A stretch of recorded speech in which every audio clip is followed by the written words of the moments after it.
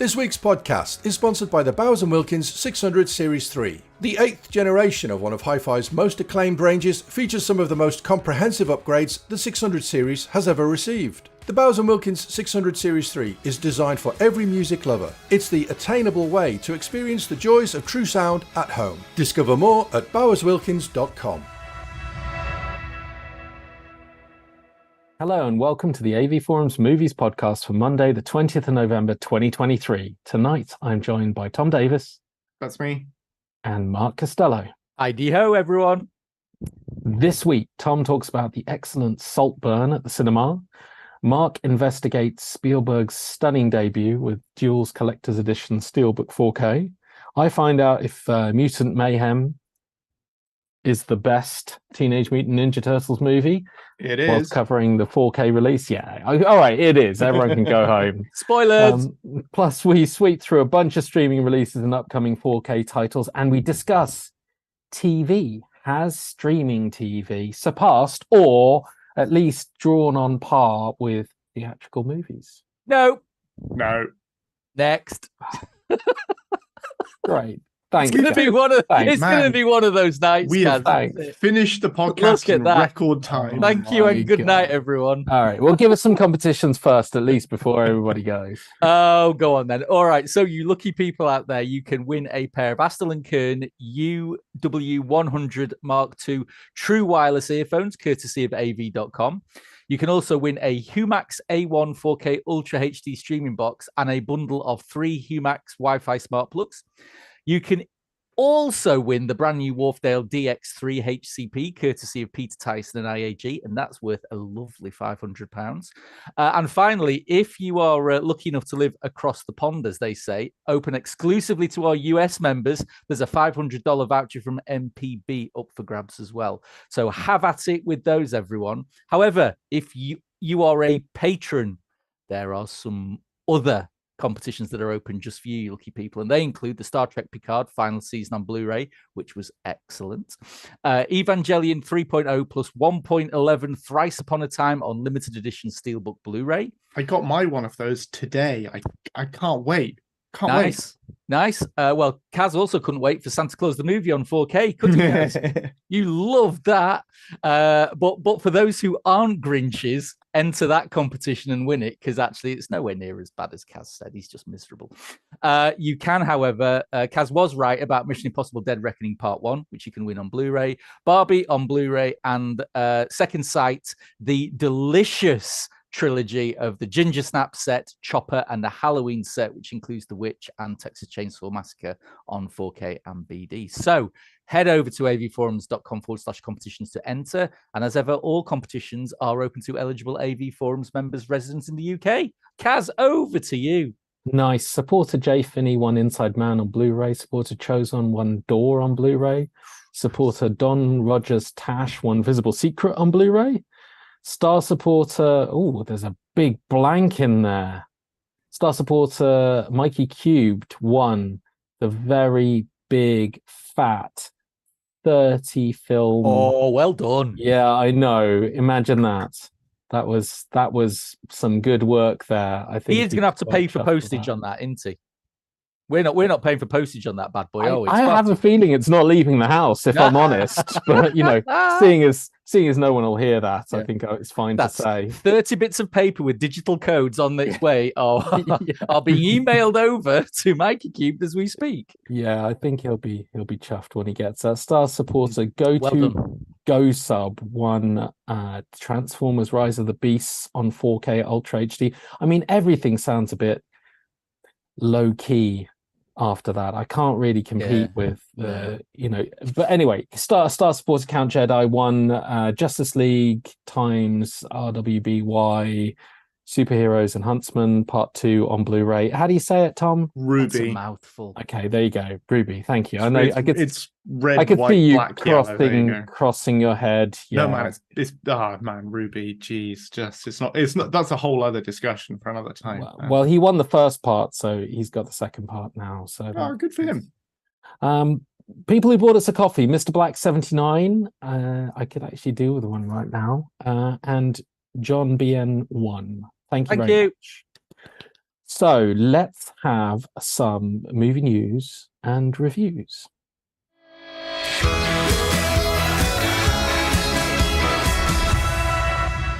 Burn that baby.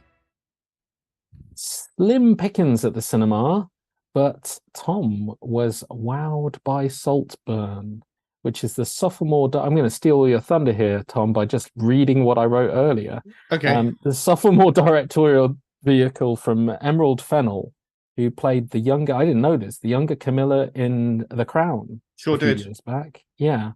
And whose directorial debut, this bit I did know, was the tremendous Promising Young Woman, Carrie Mulligan. Which was she won, a staff writer for Killing Eve as well. Yeah, she won Best Original Screenplay for that. So obviously all eyes on this. And you went to see it and loved it. I absolutely loved it. It's one of my favorite films of the year. I'm not as technically accomplished and not as polished as, for example, Killers of the Flower Moon earlier in the month. But just for the gumption of it and just for the balls of it, it's absolutely fantastic. It's a really interesting second movie from her after Promising Young Woman, which is a movie that sort of tricks you into enjoying the revenge fantasy that most of the plot is based around, and then just like gives you a huge slap at the end for enjoying that and saying, why are you enjoying this? This is terrible. And Saltburn does a really, really similar thing, but just in a very different way. So it's essentially a modernized retelling of the Evelyn Waugh novel Brideshead Revisited. So Brideshead Revisited, not a lower class, but like not an elite student at Oxford gets sort of sucked into the lifestyle and friendship group of the super elite, the landed gentry. And this is true of Brideshead and Saltburn. And the main character in this case is a character called Oliver Quick, which I always want to say Oliver Twist, which is the whole point, I'm guessing. Oliver Quick is lured into this friendship group and almost kept by this friendship group as a sort of pet. You can see the workings, like the social workings of this is the poor kid that they are friends with for laughs. And some of them are more into that than others. But when summer rolls around, they sort of invite him to their ancestral home to come and be wowed by this like Baroque architecture of their huge stately home, which has been in their family for hundreds of years. And their father, who is a lord, it's his ancestral seat, and Oliver is just sort of taken into this weird lifestyle of leisure, like almost a surreal lifestyle of leisure. That's sort of where the two stories part ways, and it doesn't take that long before it becomes obvious that Oliver has his own agenda, although we're not really let on what that agenda is. Just that the character that he presents as this impoverished, please sir, I want some more, completely subservient to the Catton family, is a bit of a front. And there is something in him that is a bit devious and a bit controlling, and that you get the impression that actually maybe he is playing this rich family for the lifestyle, a way into this previously unattainable lifestyle that he's had his eye on. And from there, things just start to degenerate. So during the day, he is the meek, subservient, lower class, always wowed. And at night, this weird, like almost to to take a scene from the film, like a vampiric character, like feeding on these rich people for what they can do for him. And that distinction just breaks down across the course of the film until it is gradually his motivations and the truth of his character and the truth of the Catton family are sort of gradually revealed in a really satisfying and horrible way, where you come away from it where you thought maybe you were rooting for Oliver, and then maybe you thought you were rooting for the rich guy Felix for a second, and then maybe you thought you were rooting for Felix's sister. No one comes out of this well. And it's just a delight to watch that unfold so confidently and with such biting wit all the way through. It is laugh out loud funny all the way through. There are lines in it that kept coming back to me days later and making me chuckle to myself like a maniac, which is brilliant and doesn't really happen that often. And so, yeah, it's this really strange mix of quite horrible, quite nasty class satire mixed in with like a strange levity and surrealism, which just works perfectly and is absolutely a spiritual successor to the novels of Evelyn Waugh, and it is Evelyn Waugh, and is trying to be. It name checks him at one point in the film, and it's just a total delight. The only caveat to it is that in the final moments of the film, it feels like the film loses confidence in itself, and the film loses trust in its audience to be okay with not having all the answers. And so for a couple of minutes, it spoon feeds you all the answers, exactly what has been going on, exactly what everyone's motivations are, and exactly what the outcomes are for everyone. And for 2 or 3 scenes, it is just massively disappointing. It was just such like a letdown at the 11th hour that the film couldn't just let the audience go, I think I get it and I don't like it. It has to really hammer home exactly what it's trying to say. And that was a real shame, because I think a bit more ambiguity to it would do it some favors. That being said, following Promising Young Woman, that is clearly not Emerald Fennell's style at all. She is there to beat you over the head with what she is trying to say, and she's going to have fun doing it. And so I can kind of see the style, but it just, for me, it was a bit too hand-holdy. Luckily, the ultimate scene of the movie is pure, crazy, weird, naked nonsense. So that sort of redeems it right at the end.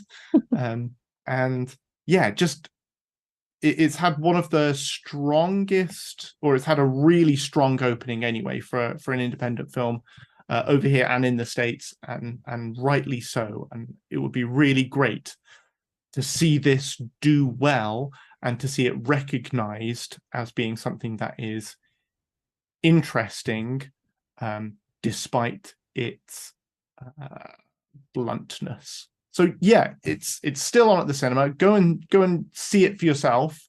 Some people have come away from it saying, like, this is the stupidest thing that I've ever seen, and it's so obvious. And some people have come out saying 10 out of 10. Absolutely. And some other people have come out saying, why is it not set on the sea? So, everybody yes. has opinions on this. It is not set in Saltburn on sea. It's no Leeds Castle. Why have they filmed it at a landlocked place? Yeah, it's to divide opinion like that, and to be that provocative is something to be celebrated just on its own. Here. Excellent. Well, talking about Yeah. provocative, or are we talking about provocative or controversial? Divisive films. We weren't really going to cover much of the Marvels. We did. Mark saw the Marvels, Marvels, lots of Marvels. There are lots of Marvels. And if you read Mark's review, it covers everything you need to know about the Marvels. And if you then go onto his review thread, it covers everything you probably don't need to know about the people who haven't seen the Marvels. So there's a lot going on there. But headlines. Would you because I'm considering it this weekend, taking the daughter. You're gonna give me a recommendation for this, or sit at home and wait for Disney? Come on.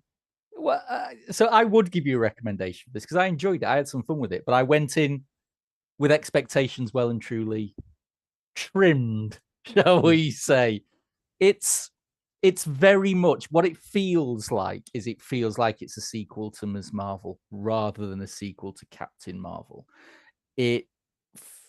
The crazy tonal swings, the lightness, the levity, it feels like it's potentially there's certain bits of the script that maybe didn't make it into Ms. Marvel season 2, so they've stuffed it into this. But as such, I very much enjoyed Ms. Marvel. Yeah, me too. Again, it's completely non-essential. It's a completely different type of light and fluffy kind of film, but it worked, and the Marvels follows that exactly. It's the joy of the Marvels is the interplay between the three Marvels themselves, between Brie Larson's Captain Marvel, Teyonah Parris's Monica Rambeau, and Iman Vellani's Ms. Marvel, shall we say. And the three of them together, the story is hinged around in a nutshell, their light powers get entwined. So every time they use their powers, one of them uses their powers, they switch places with the other. And of course, it leads to much hilarity. And the first act set piece where all this comes out is actually really well done. It's bright and breezy. It's fun. It's really well shot. It's not in the trailer at all. No. I don't know. I can't remember what the bloody trailer looks like. Kaz. Don't ask silly questions. But unfortunately, the rest of the film is all a bit of a damp squib. It's gone back to the classic Marvel tropes of a really weak villain. Poor old Zoe Ashton, I think, she's got nothing. She's got nothing to work on. It's a typical, I'm out for revenge because this bad thing happened, and I'm not going to tell you what this bad thing was, but just trust me, it was really bad, and trust me, therefore, my revenge is well earned.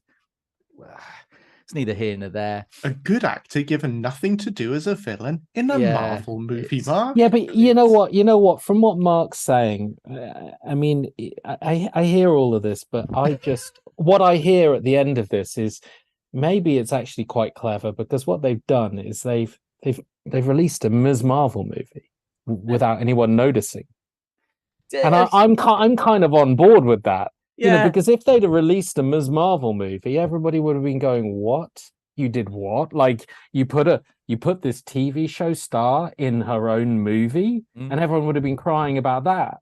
But they didn't. They just called it the Marvels, and of course, it's about Captain Marvel, and we wouldn't release a Ms. Marvel movie, of course we wouldn't. But they kind of have, like in the sense that it's a logical sequel to the Marvel. It puts you in mind of their old idea of having the Inhumans have their own movie, and then they just got massively cold feet about it, didn't they?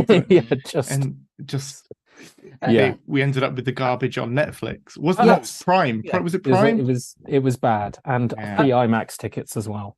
I mean, so the film is like I said, I gave it 7 out of 10. I enjoyed the lightness of it. I enjoyed the character work. I enjoyed some of the really bizarre things, like lots of flirkins. I'm a sucker for a flirkin, and there's lots of flirkins, and they get up to all kinds of mischief in this, which I liked. Some of the other stuff I didn't. The diversion to a planet where where the inhabitants only communicate via song and dance. Oh, no, that just didn't work for me, I'm afraid. And I liked the Star Trek episode that was the musical Star Trek episode, so that tells you something. But also, I think ultimately it's what was the one of the big letdowns is once they suss out how to use this power swapping thing, it kind of loses its fun. When they didn't have a clue what was going on, they kept swapping in, and everyone was all over the shop, and things kept going a bit bananas. It was amusing, it was witty, it was light. The minute they start training it and try to string together some, groovy action scenes to take down, you just think, oh yeah, I've seen this before. Oh yeah, but, and this needs to be said here. I am a Marvel stan, and at this moment in time, I'm one of the 7 people in the world who actually enjoy Thor: Love and Thunder. So, you have to take everything I've just said with a huge pinch of salt. Yeah, you lost me at the last hurdle, Mark. That's what I was aiming for. You had me all the way. I was like, I enjoyed Ms. Marvel. I'd quite like to see a Ms. Marvel movie. Yeah. Sounds like this is a bit of a backdoor into that. I'm quite on board with that. It is. I like Thor: Love and Thunder. I'm okay with having watched that at home. And can you imagine how much Mark would have loved it if part of the plot had been to time travel back to the 1980s?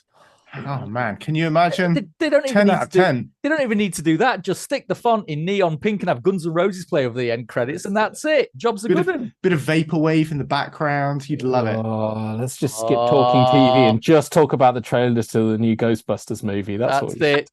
Yes. If you don't fancy going to the cinema and seeing Saltburn, or going to the cinema and risking your life seeing the Marvels, because I'm pretty sure there's some people on the forum thread that will find you for doing that. Oh, those bad babies. Yeah, you can stay at home and watch David Fincher's The Killer. That was a hoot. Which was there you go. It's a hoot. Yeah. Tell me it's his first comedy. I mean, the goofs that he makes as a hitman are pretty laughable occasionally, and lots of people have just to derail slightly. The Killer, David Fincher's assassin movie on Netflix, is interesting, and it's, in a nutshell, what if John Wick, but a slightly goofy dude, that kind of sells it short, but it also is a perfectly accurate description on it. And all the way through, the character takes himself very seriously, and Fassbender totally sells that, like, taking himself very seriously. And everything that he does belies his self-confidence. It's just infinitely entertaining to see him. I don't think that was intentional. I think it is. Of course it is. 100% is. 100%. Oh my God. I'm going to have to take a while before seeing this, because I've read too many comments about... If you think about Ed Norton and Brad Pitt in Fight Club, like, neither of those guys is the good guy, and both of them have a bad effect on the other, without spoiling Fight Club. First rule of Fight Club, Tom, is you know what the first rule of Fight Club is. Now move along. But there's a similar kind of playfulness in The Killer with character, where I think you're meant to be like, this guy's a bit of an ass. So yeah, it's pretty good. He listens to too many Smith songs. That's what's putting me off. No, there is no such thing, Mark. Oh, and on that note, next up, we're going to talk 4K discs. If you enjoy the podcast on YouTube, then please like and subscribe. If you're listening to the audio version, then please leave us a rating on your podcast app. We invite you to email questions and feedback to podcast@avforums.com. and join in with this episode's discussion thread in the podcast's forum at AV Forums. The other guy, CDX, like 30 comments on a film he hasn't seen. We're also going to look at what's upcoming on 4K first. So, Mark, let's run through. Well, it's been a quiet week for 4K news. But I think you'll all agree that the biggest announcement was from 88 Films. That's right, who've decided to kick 2024 in the arse. It's exactly right. They are kicking off with a huge number of announcements. They're porting over a couple of Vinegar Syndrome horror hits, the Amityville Horror and A Blade in the Dark. But most excitingly, they have announced a new Tygon line. Now, everyone knows that Tygon was the third in the Holy Trinity, shall we say, of 60s and 70s British horror studios behind Hammer and Amicus. And they're only kicking off this line with the mummy and daddy of folk horror, that is Witchfinder General and Blood on Satan's Claw. Get in. Just so good. Just so good. Yes. Excellent work. Eureka are bringing Stanley Kubrick's World War I takedown Paths of Glory to 4K on the 26th of Feb as part of their Masters of Cinema line. But for all, there's a few people out there who may like their films a little bit newer, a little bit shinier. And so Gareth Edwards' sci-fi The Creator is coming on January the 15th in lovely steelbook and dull old boring regular Amaray release. Sci-fi of the year. Sci-fi of the year, Mark. It is a lovely looking and sounding film. So I'll believe you. That's Best how you want to watch it. sci-fi in the last 0.5 of a year, at least. I'll believe you. At least. Okay. You're not, that's it. Can I carry on? No. Are you No. done now? Yeah. Swiftly moving over to the US, Sony are keeping those classics collections coming with Volume 4 announced. And despite what everyone else thinks, and yes, I include you two. It's not a banger. Volume 4 is a banger. It's not a banger. It's basically fine, Mark. His Girl Friday, Kramer versus Kramer, Sleepless in Seattle, and I'm sorry, John Carpenter's Starman, 4K Dolby Vision and Atmos. That's all you need to know. Shut up and take my money. 150 quid for Starman. And you yes, haven't even mentioned the one film that I would buy it for. You can stick Punch Drunk Love where it bloody hurts. I'm telling you. It's PTA's worst film by a country mile. Anyway, Criterion are continuing to mine their library of classics with the James Cagney and Humphrey Bogart gangster, just pile of humongous aceness, The Roaring Twenties. Robert Altman's Frost Neo Western with Warren Beatty and Julie Christie, McCabe and Mrs. Miller. So and good. A couple of Michelle Yeoh HK actioners, The Heroic Trio and The Executioners. All of those are coming in February. So Criterion are doing the Lord's work over there. What's the betting it takes at least 4 years for us to see any of them? No, we won't see them at all. Swines. And as they say, that's it. There was no other 4K announcement news at all. Absolutely nothing for us to get We'll just just even remotely Just interested in. continue waiting and waiting. and Yeah. waiting. Yes. Well, should we talk about what we want to see on 4K? Because there are a couple of titles. I really wanted to see True Lies in the Abyss on 4K for a long time. Yes. Yeah, so it looks like James Cameron has had enough of that Kardashian clan breaking the internet. He thought, I'm going to have a piece of that. And not only did he announce the Holy Trinity, another Holy Trinity of 4K most wanted titles of Aliens, True Lies in the Abyss, he's also announced re-releases of Avatar and Avatar: The Way of Water. Those are a little bit eye-opening, considering it's been, less than 6 months before the first 4K releases of those. But either way, what that pretty much means is in 6 months, we'll have had 6 James Cameron titles, all put out 4K, Dolby Vision, Atmos. Everyone, quite rightly, has lost their shit about They them. could charge 100 quid a movie for those, and they would probably get it. I feel like there's a bit of a marketing snafu there, because they could have released them staggered, and people would have gone nuts and bought more. People would have bought more of them, rather than some people might go, well, I want those two, but not that one, because there are such people that exist, Mark. No, there aren't. Yeah, there are. There are people who are going to buy Aliens and the Abyss and not True Lies. I'm not one of them, but there are. That's me. That's probably me. Yeah, see, Because- but if they'd have put True Lies out first, I'm still not announce the others, I reckon he might have done. No. I reckon he might have done. I mean, it's all interesting. I think you'll get a check disc that you'll send me in the postcast. I don't think James Cameron does check discs. He's like, I checked it myself. It's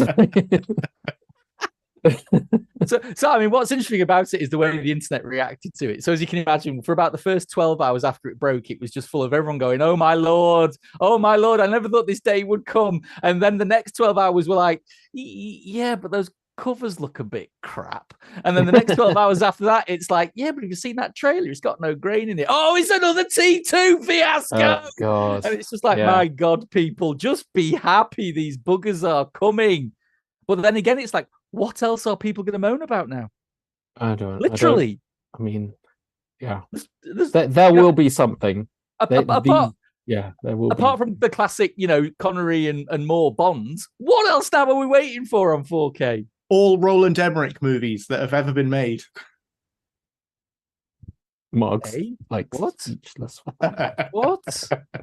Hey? Yes. Oh, you're just waiting for Anonymous, aren't you? That's your favorite Roland Emmerich film. That's a good one. It's true as well. Who knew? Who knew? Factual. that Shakespeare, the hack, the 100%. thief hack. Yeah. Anyway, so there you go. Some nice. some other announcements, and James Cameron decides to get off his arse and give us what we've all been clamoring for the last 2 decades. Brilliant, job done. You're very happy, Bunny. Tell us about Duel. Let's see how happy you are now. Do I have to? Yeah, I mean, yes. All right, I will tell you about Duel, the first of Universal's hilarious releases this week. But no, we'll stick with Duel, Steven Spielberg's debut. Now, obviously, you know about the film. The very simple man plus car plus truck plus desert equals Jaws. A superbly tense thriller. No, it's not Jaws, Cassie, heathen. It just works brilliantly because Spielberg, I mean, it's amazing when you think that this was his first film, the way he takes that most barest of essentials. And even Richard Matheson's script has not a lot in it, but they fashion this film that for 90 minutes has you I don't know where to look. I don't know what's going to happen. I don't know where it's coming. And it still works. It really does. As a piece of taut, lean, tense, a thrill ride of a roller coaster, it's absolutely is it. And its influence remains infinite. So the film itself is great. The release. So I got the lenticular steelbook, which I believe it's called, not just a normal steelbook, it's a lenticular steelbook. Is it really? Does it move? Does the truck chase him on the cover? No, in the rear view mirror. In the rear view mirror, it's a little bit back. Oh, then it's right here, and then it's back again. Oh, no, here it is again. Spielberg designed that. It's amazing how little things still amuse me. But anyway, yes, the lenticular steelbook edition. The film transfer is fantastic, for want of a better word. The 4K Dolby Vision HDR picture looks incredibly authentic. So the grain is there, the fine detail is there, the color pass. Interestingly enough, when you compare it to the old 1080, it's not like there's a blanket sea change in this type of color. The primaries, the reds, blues, greens have a real boost to them. But interestingly enough, what they've also done in a lot of the scenes is they've cooled Dennis Weaver's skin tone down, so he doesn't look like he's as sunburned as he was in the 1080p release. So the picture quality is pretty. I mean, it's nigh on perfect for the film. It looks authentic, it looks organic, and it looks natural, which is all you want. Now, when we get onto the audio, it's got a brand new Dolby Atmos track, and it is an utter beast. It doesn't sound for an instant like it's set for anywhere near 1973. It sounds like it was literally put together last week. But you know what? It works a treat. It's huge. The overheads are put to real good use. When the truck starts coming up right up close to the camera, you can hear it coming in the overhead. So it really does add a sense of scale to proceedings. It's a fun, bassy, hefty, meaty, modern sounding track that works within the context of the film.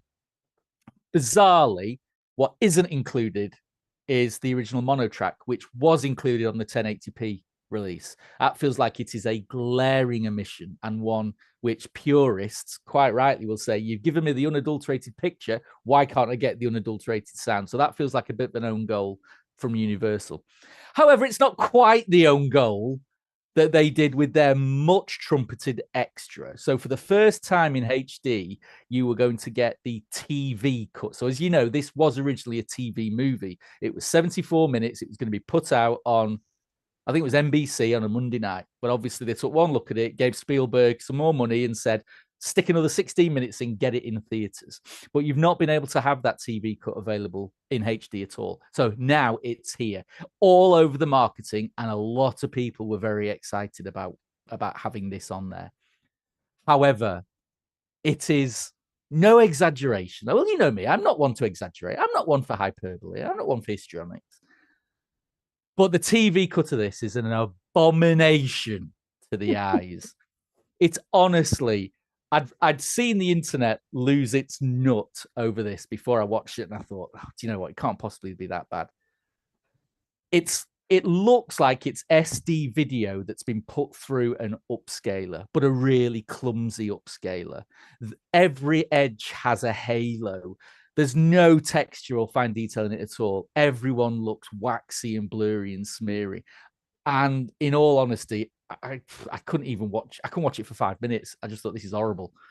It one of the very few things that I would term as unwatchable, but this was it. And it is such a disappointment. And especially as it long been promised and they were plastering it all over the marketing, it feels... I mean, people are saying that the original negative was lost in the big universal fire from a couple of decades back. But then they've obviously put this algorithm on top of something. Just give us the something without any of that. Even if it's ropey old SD, it would have looked better. So that, for me, feels like a massive kick in the teeth for this release. There are other extras on there, but it's the same extras that you got on the previous 1080p release, so no added value there whatsoever.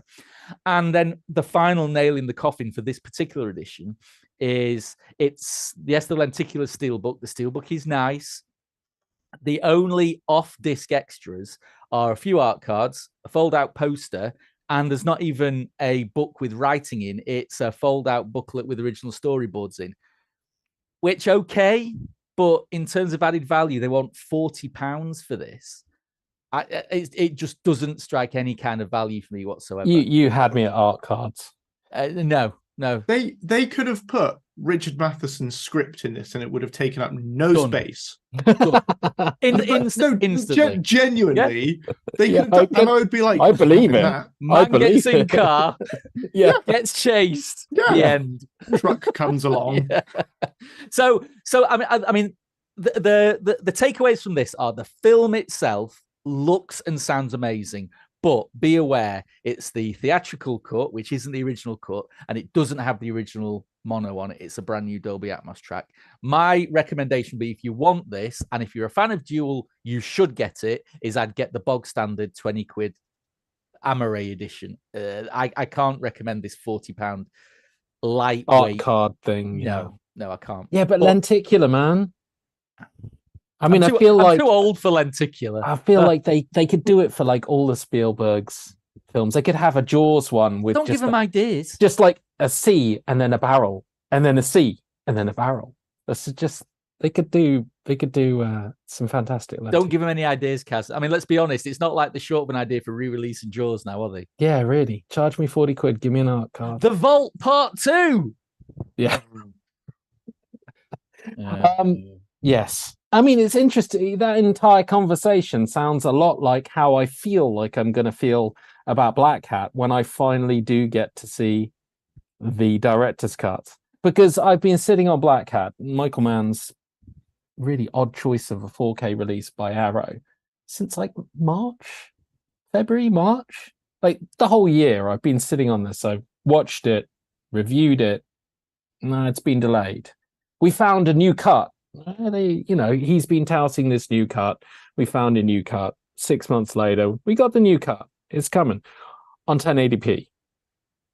I don't have it because obviously they just sent the 4K disc to review. So we're going to order in the finished cut, and then they're going to give it to me. And I'm praying to God that it's not a dual situation, because it's a real catch-22, isn't it? It's either going to be a cut that's not worth watching, in which case that wasn't worth 6 months of waiting for, or it's going to be a cut that's worth watching and the presentation might be naff, in which case, god damn it, why didn't you put it in 4K? Well, does Man have a history of director's cuts being that great? I mean, I've just sat through Miami Vice and... Well, you know what? He has a history of changing one line. Yeah. And I've done a new cut. He's got like 4 cuts of Manhunter, and each one of them has a different line and a different single scene. I'm not saying I don't enjoy some of the scenes he's got in, and I'm not saying I don't get annoyed that he's removed certain lines, particularly from Heat. But he's got a history of tinkering more than director's cuts. None of them are director's cuts. He's just a tinkerer. But interestingly, Black Hat is a complete reshuffle. So in Black Hat, there's a key event that takes place. I think it takes place I don't remember now whether it's in the middle of the movie or at the start of the movie, but it's a key event, and they switched around where it was. And it's a very, you guys will get the reference, sum of all fears kind of event. Okay? And he changed the placement of this event in the movie by an entire act. And as a result, ADR'd the hell out of everyone's dialogue and switched everything around. The dialogue sounds really odd. The structure is very different. And he released that. Okay? Now we've got his director's cut, and it's got a complete switcheroo of the first and second acts in one vital kind of key moment. So unlike almost every other director's cut I've ever seen from the guy, this one should be really different. I don't have it. Who knows? Probably upscaled SD. But I'm looking forward to watching it because it's supposed to be very different. But hearing you talk about Duel, it's like I'm sitting there going, yeah, I really like the Black Hat release. Is this going to ruin it for me? There's no way it's going to be a plus side, because if I love this cut, all I'm going to say when I update the review is, why didn't you spend 7 months and put it in 4K? If you're going to make me wait 6, why didn't you wait till next year? If you're going to wait the best part of a year for delaying this, just put it in 4K. Or it's going to be a naff cut. And I'm going to be like, yeah, good one, Tinkerer. You tell him, Kaz. Tell him. I mean, how much confidence do we have? This sounds pretty harsh, but in Michael Mann in general currently? I mean... No, nothing. But... Hey, but again, Ferrari's going to be amazing. I'm so Italian. Thanks, Adam Driver. I completely agree. The reason why I feel like there's a possibility this might work out is because this was his original cut. This was like early good Michael Mann. Okay. So there's a half a chance that we get. This isn't him coming and tinkering now. This is the cut he did first, that the studios or the audiences went, nah, and he went, okay, well, I can change these 2 massive things only by redoing all the dialogue. I don't know, but that version, I mean, it couldn't be any more average Michael Mann than Black Hat is. The only director's cut from Michael Mann I'm interested in is it's the keep or nothing, man. Come on, that's it. That's all I want. And while I'm at it, I want Fincher's proper Alien 3 as well. Come on. No, we don't know. Look, well, but this is the thing. Cameron's finally given us those 3 discs. What else are we going to want? It's like I've got to whinge about not having something exactly to need. The Keep director's cut and Alien 3 director's cut. That's it. Wow. Anyway, some other stuff. Go on, Kaz.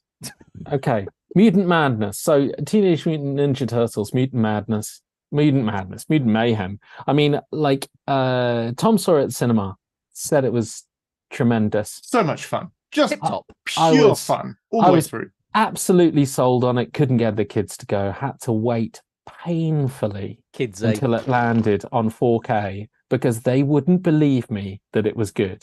And I was like, Tom told me.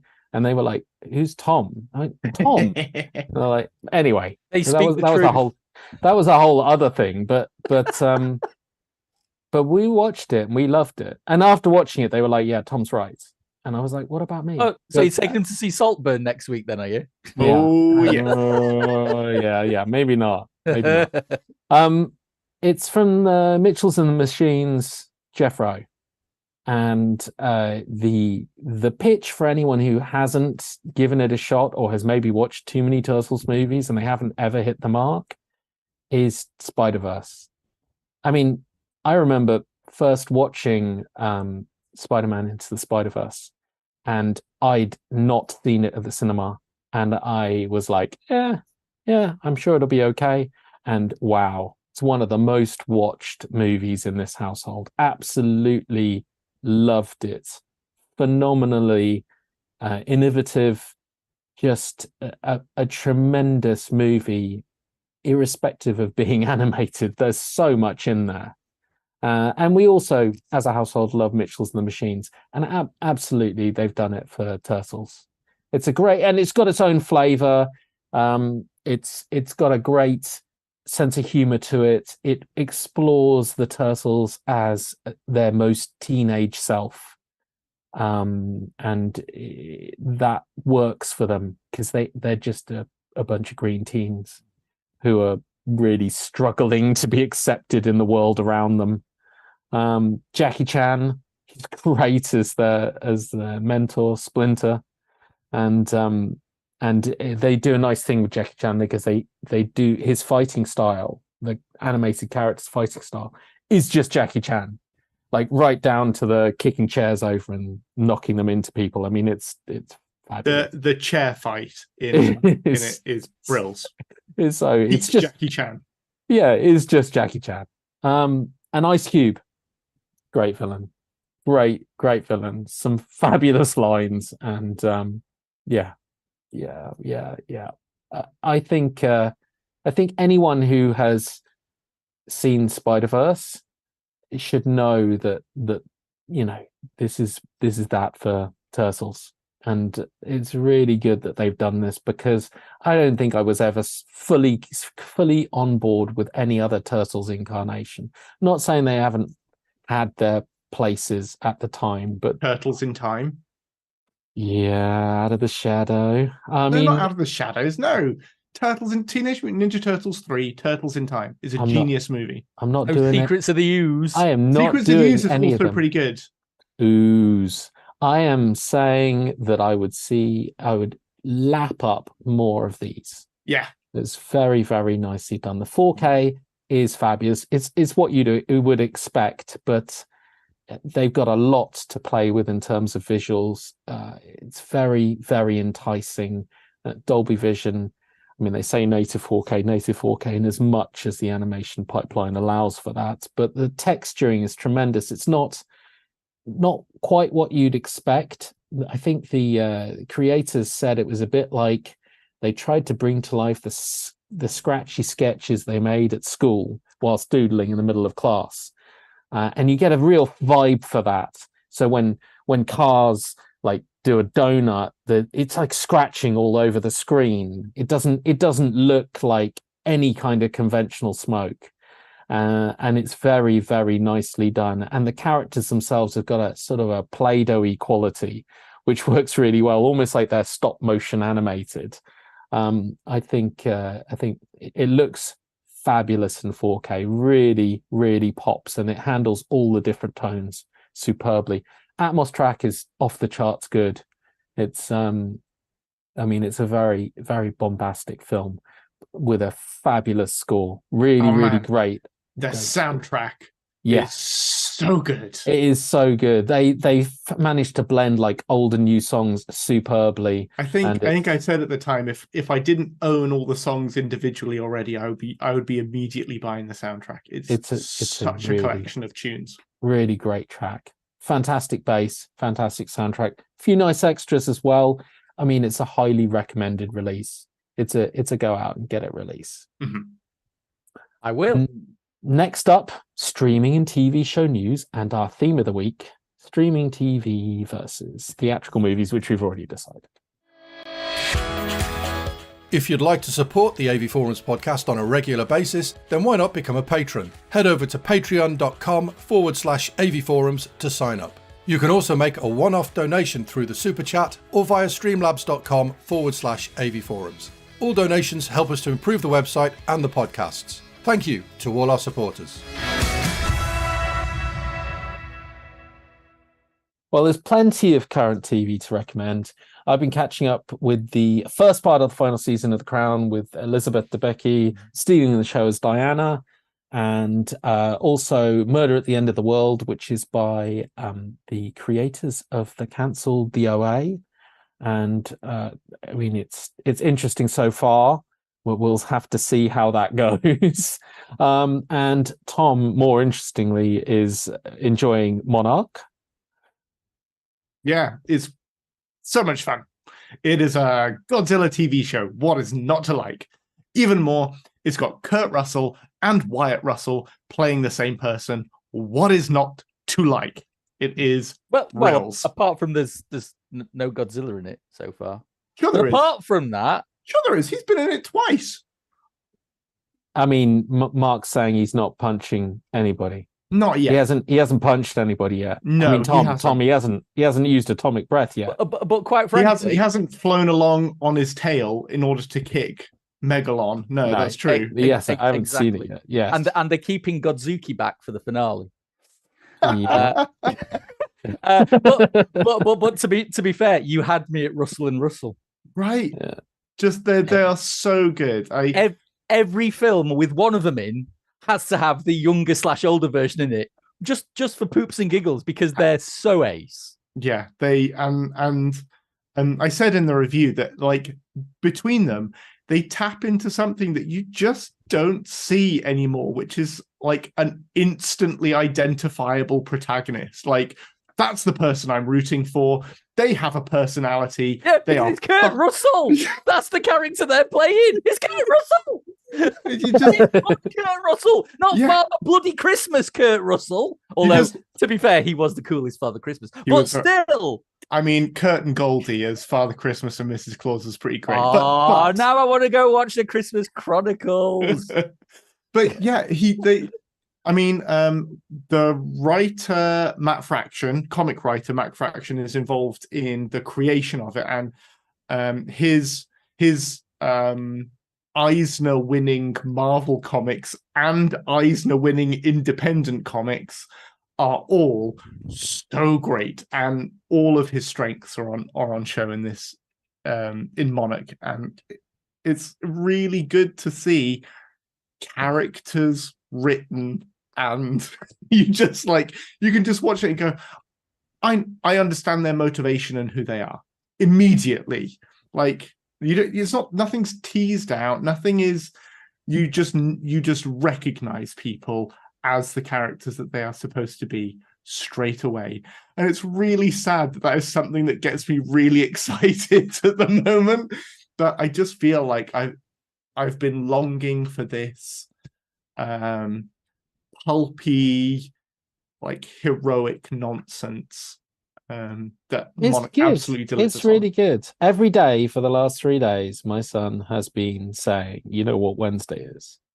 You know what Wednesday is? It's the new episode of Monarch. Russell Day. Wednesday is. It's Russell Day. It's so nice. I mean, I know what he's saying. I cottoned on after the first time, but it's just nice. And it leads quite well into this ridiculous argument I'm making that I'm probably on the same side as you two about.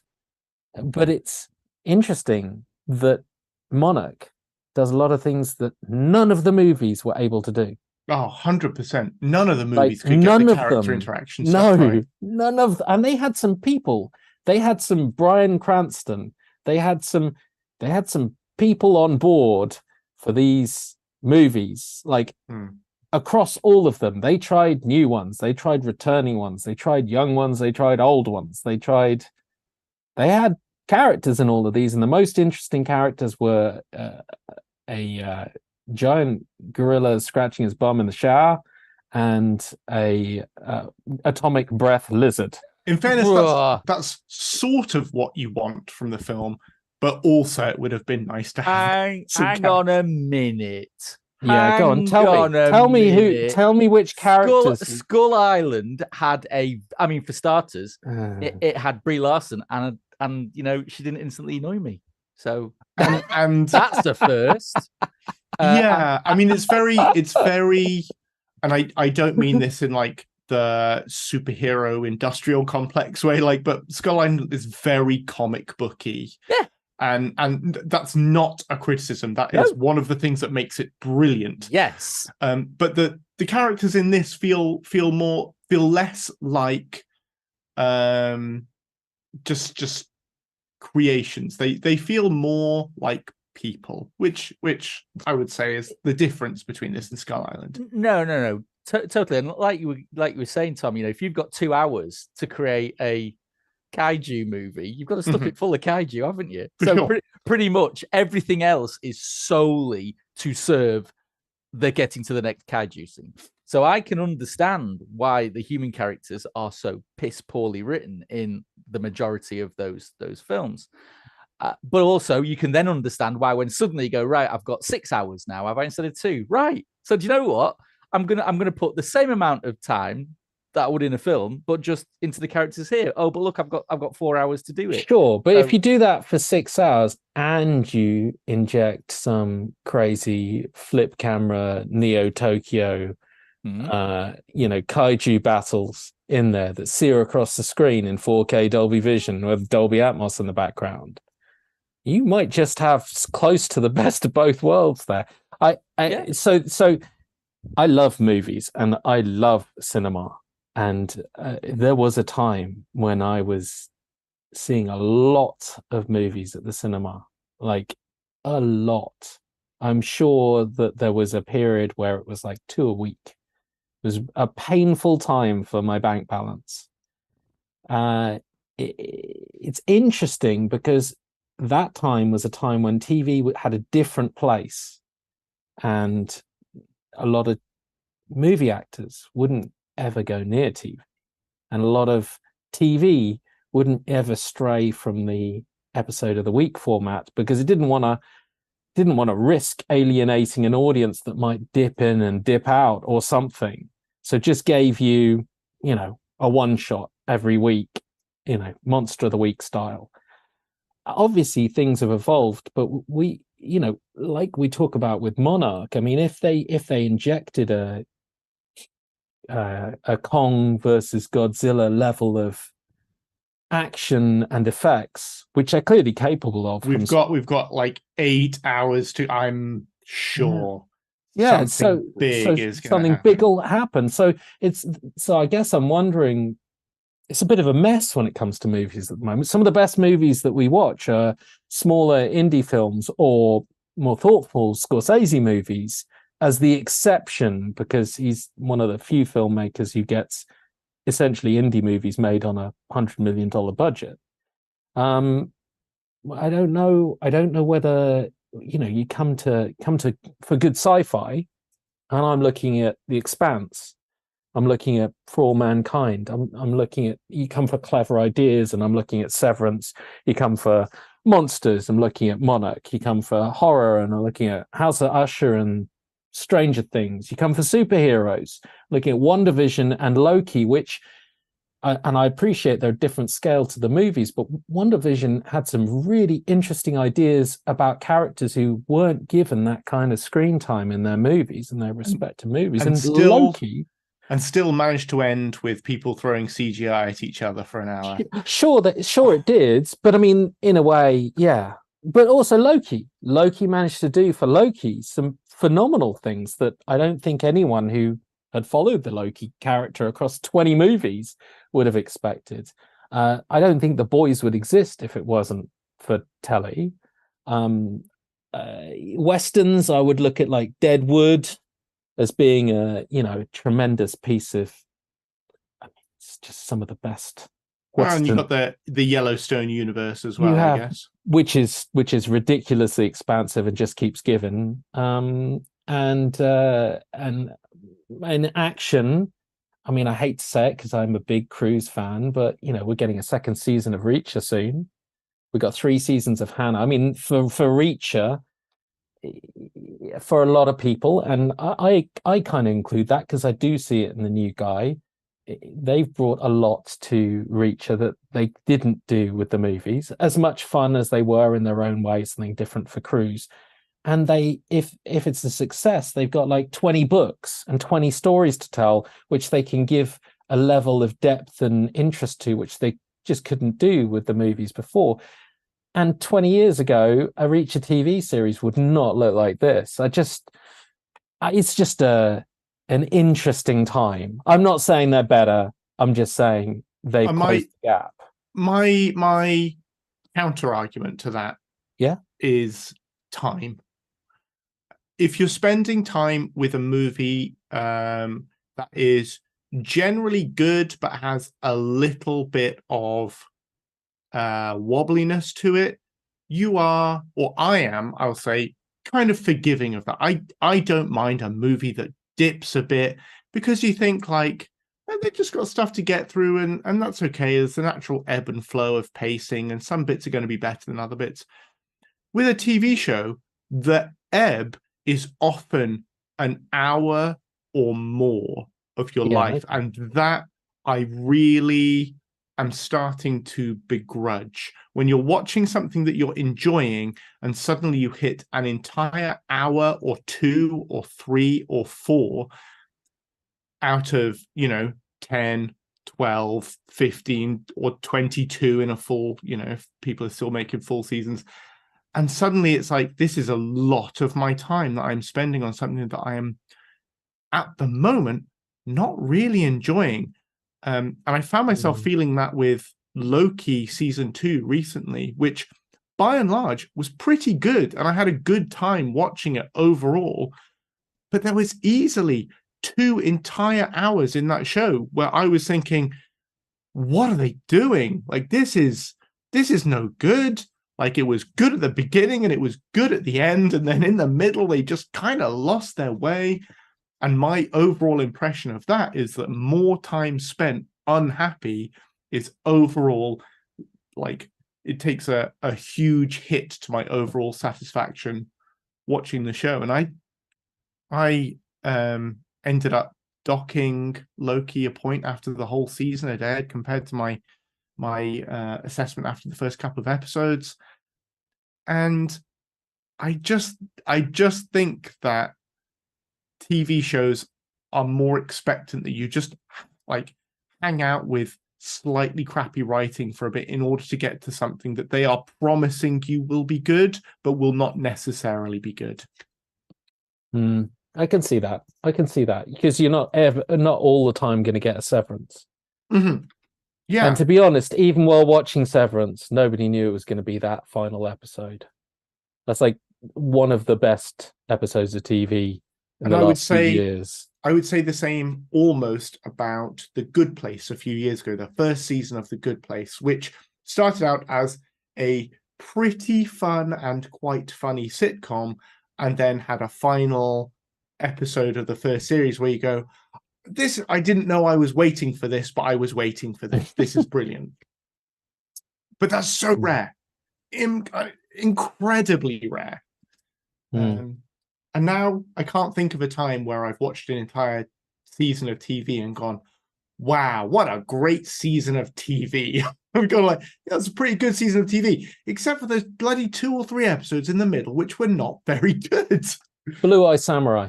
Yeah, sure. That has been, I've not watched the whole thing, but I am enjoying that so far, for sure. Yeah, I would say when I watched Blue Eye Samurai, every episode found a way to surprise me. I kept thinking, oh, this is the episode about some kind of diversion where they're going to just spin around for 40 minutes and not really progress the story, but solve kind of some minor mission on the side. Oh no. And then it was like, this is the episode which is going to just be about a flashback. I mean, it was going to be a flashback episode. Oh no. They're going to do a flashback whilst there's 1,000-to-1 battle scene taking place, and they're going to find a way of doing those 2 things at the same time and build all the character. I mean, Blue Eye Samurai properly blew me away, and I would say there isn't an episode of that I was disappointed in.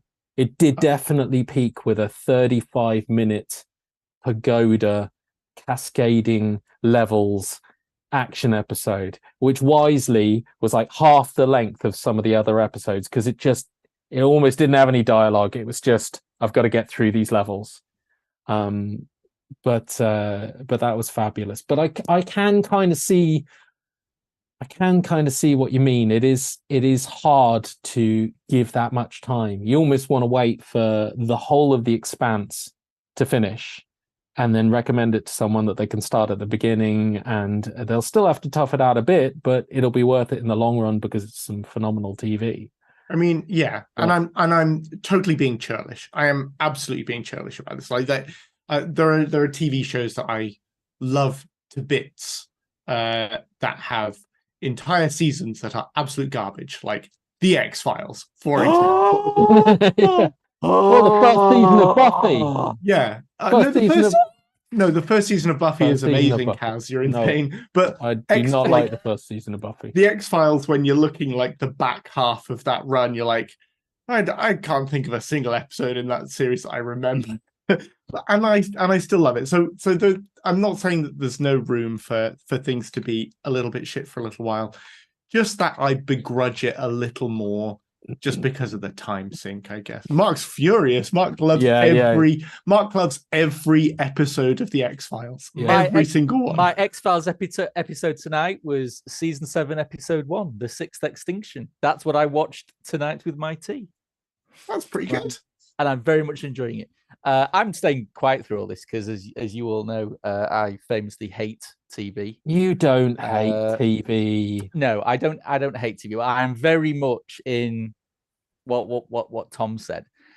Yeah, I know, and that never happens. Every single TV show recommendation now, it almost starts with, you've got to watch this. It's brilliant. Stick with it for the first 4 or 5 episodes. They're a bit poo, but then, and you just think, so you're telling me I have to watch 4 hours of crap before I might start enjoying it. And it's exactly what Tom was saying about that ebb and flow. A dull 10-minute stretch in a film is the equivalent of dull 2 to 3 hours in a TV series. I'm not prepared to put up with that. I think the other thing, because we were rowing on Saturday, we were rowing via Skype. I was in a cab, hurtling through Manchester, trying to listen with these two, trying to change my mind about TV. And I started to think, why did I love classic TV of the 90s? Your Buffy, your X-Files, your Next Generation, even a bit later, your Battlestar Galactica. Why was that great? And now almost, I barely made it through season 1 of Breaking Bad. I turned The Sopranos off halfway through season 2 because it. Yeah, but you still watch TV, Mark. You still love Picard. You still loved Ushers. Strictly Come Dancing. So yes, and used to. Sadly, it's gone off the boil. And when you sit down to watch shows, even new ones like Dead Ringers, you find something in them. It's just getting you to watch them. Yeah. And I watched Dead Ringers because you asked me to. But you enjoyed it. Yeah, but that's because I was surprised it was an utter turd. No, I mean, but I think the point I'm trying to make here is what I really like in those old TV shows, and is a little bit about what you said, Kaz, about the Monster of the Week, is that you had almost a never-ending variety. And you know what? If one episode was a bit bob, it's fine because the next one wouldn't be. But you would almost expect that, and it's just like, well, they tried something, but no, it did work. But it don't matter because next week it'll be great. Now here, with where you've suddenly got this now one long story arc, these ebbs and flows almost feel twice as disappointing because it's one story. And for me, what I really like, and it's why House of Usher worked really well for me. Let's be honest, those were 6 mini stories bolted together in one big narrative. So in essence, it was almost like an anthology show. It was, yeah. And it's the variety. It's the variety that I like. The one season I have just watched recently, so I've never seen Peaky Blinders. So me and the wife sat down and we watched the first season of Peaky Blinders, and it was pretty good. And we thought, do you know what? 6 episodes, just about hit the spot. We'll crack on with season 2. And by the second episode of season 2, it's like, do you know what? It's exactly the same as season 1. Bloody hell, that's it. And do you know what? Click, it went off, not gone back to it. So for me, I am as Tom said, for me, time is precious, and every terrible TV episode I watch, I just think, oh my god, that's 2/3 of a film I could have watched. That's 2/3 of a film I could have watched. But thinking back to what I like the variety in, and it's the TV shows now that almost hark back to those classic structures where you had almost an unending variety. And it's not about my potentially, almost terminal lack of attention. It might be a little bit. Don't tell anyone. But I for me, this new golden age of TV, it's a lot more misses than hits for me. So I'm not quite there where you are yet, Kaz, in the golden age. No. I mean, also it's a time thing. I mean, you're both arguing a time argument, which is fine. I mean, I'm very happy with that aspect, because I guess I don't get to go out to the cinema as much, and there isn't as much choice at the cinema. And I'm very happy with, in an evening, sticking on, watching an episode, not always having the time for a whole movie. And if you watch an episode and you like that bit of TV and you have the time, you can watch another episode. So it's a strange kind of very digestible way of doing it. I mean, I binged Blue Eye Samurai pretty damn quickly. So if you really like something, you make the effort. And if you don't, then sure, it takes you an undue length of time. I think The Morning Show, which I enjoy, I watched the first episode of the second season, I think it was, on release for the premiere review.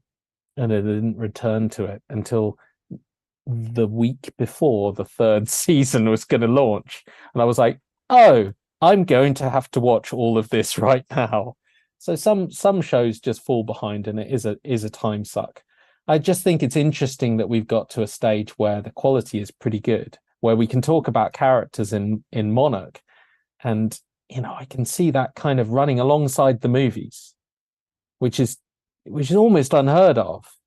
The Marvel Universe TV shows kind of running alongside the movie, them doing a Marvel's movie which ties into Ms. Marvel. I mean, that's it is time. It is, but I think also you've got to look at then though that will in and of itself that will start to alienate huge sections of the audience, won't it? I mean, look at what Marvel are doing now. They're creating a new TV line with its own little name so that people know, hey, you don't worry, no homework's involved with watching and enjoying this. But that's just it's not saying no homework though, is it? Saying like, don't worry if you miss it. We don't mind if you miss it. It's so stupid that, I mean, picking like Echo as being a poster child for that line is ridiculous. Like a secondary character in a I don't even know, like a second version of a universe that once originated pre-Disney Marvel with Daredevil, attached to Kingpin, attached to this particular place, and you're going to have Echo brought into another. I mean, there's so many levels of things you have to watch. I'm not really surprised they went, don't watch anything, even though it just seems so ridiculous that you would even say that about your own product. Why would you have to? Anyway, I'm just happy with TV as it is. But there's good TV and there's bad TV, just like there's good films and there's bad films. Yeah, and I think it's easy to say that the production values of TV are approaching movie levels, but there is not the economy of writing in TV that there is in movies, and that's the gulf at the moment for me. Yeah, I mean, I think there's definitely areas where it doesn't work, but there's areas where they do a True Detective, or they do the writing in Justified is some of the best Elmore Leonard I've ever come across. Yeah, I mean, it's interesting to think about. So the ebbs and flows of the media. So where we're at now, or where we were at, say, a couple of years ago with TV, is almost like where we were at in the 80s with films. And at the start of the 80s, you had the VHS boom, didn't you? And suddenly they just needed content. It's like we've just got to have content. So suddenly you saw this explosion of people who were making this content, and a lot of it was utterly terrible, but it still sold, and of course it fueled itself, and suddenly you had a massive boom because distributors needed content, and now you've all got on the shelf behind your head, Mark. exactly. But now suddenly, you've got all the streamers, and what they're all after, and it's all exactly the same. So we've seen a massive explosion in a need for content.